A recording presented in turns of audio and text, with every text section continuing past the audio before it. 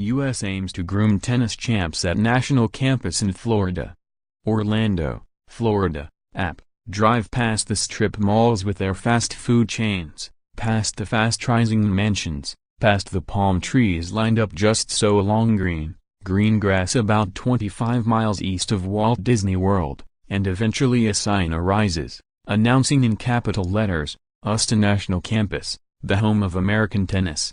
Welcome to the 65-acre, 100-court complex that opened a year ago and represents so much to so many folks invested in the sport in the United States. It's where professional players, including U.S. Open runner-up Madison Keys, carried out preseason preparations with an eye on the Australian Open. On Thursday, Keys won to reach the third round in Melbourne, so did 97th ranked Tennys Sandgren, who upset 2014 champion Stan Wawrinka. On a sunny morning back in December, Keys and Sandgren practiced a few courts away from each other, a Team USA label on a nearby campus fence. It's also where Keys and others train in season, and where promising junior players are sent so the USTA can try to groom America's future tennis champions with a group of coaches that includes Ivan Lendl.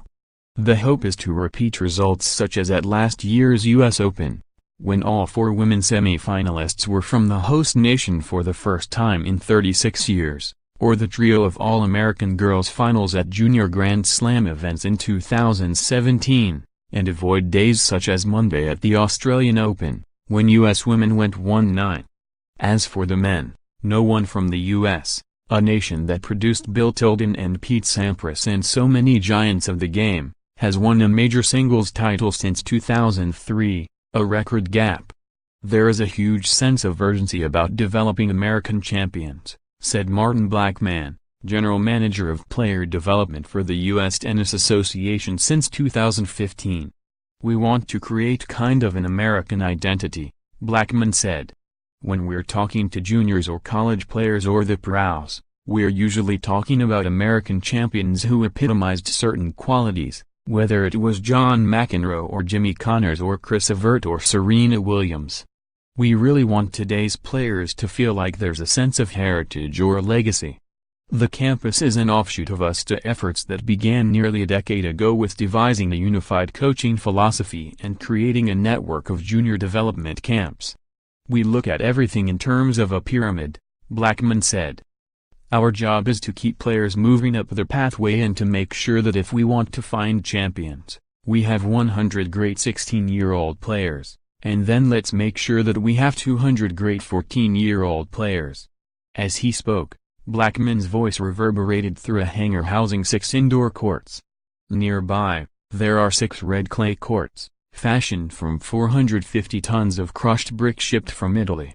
There are 8 DecaTurf hard courts like those used at the U.S. Open, 32 plexicushion hard courts, 32 Hartree green clay courts, and 16 smaller hard courts for use by the dozens of children who tote racket bags as big as their bodies to after-school lessons. Courts have lights and live streaming.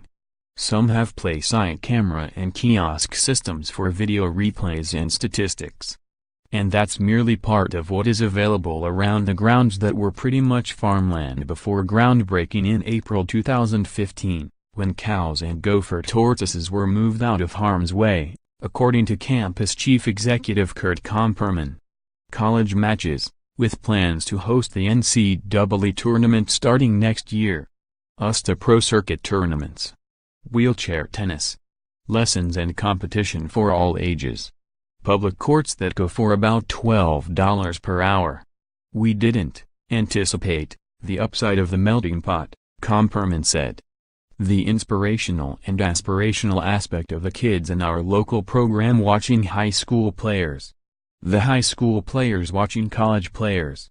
Top juniors watching a pro circuit event. Keys and some other pros now live in the area.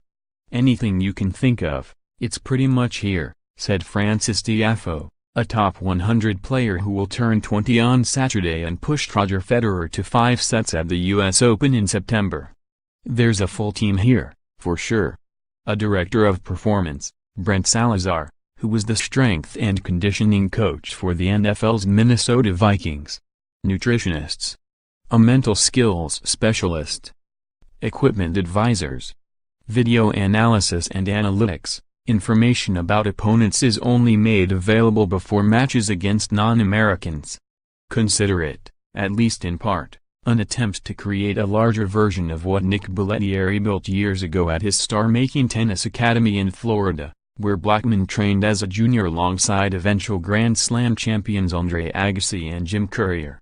I'm a big believer in the cluster effect.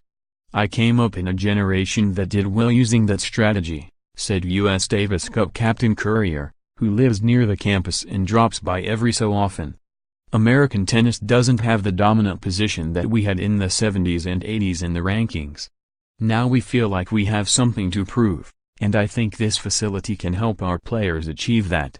Follow Howard Fendrich on Twitter at http://twitter.com/HowardFendrich_ more app tennis coverage, https://upnews.com/tag/apptennis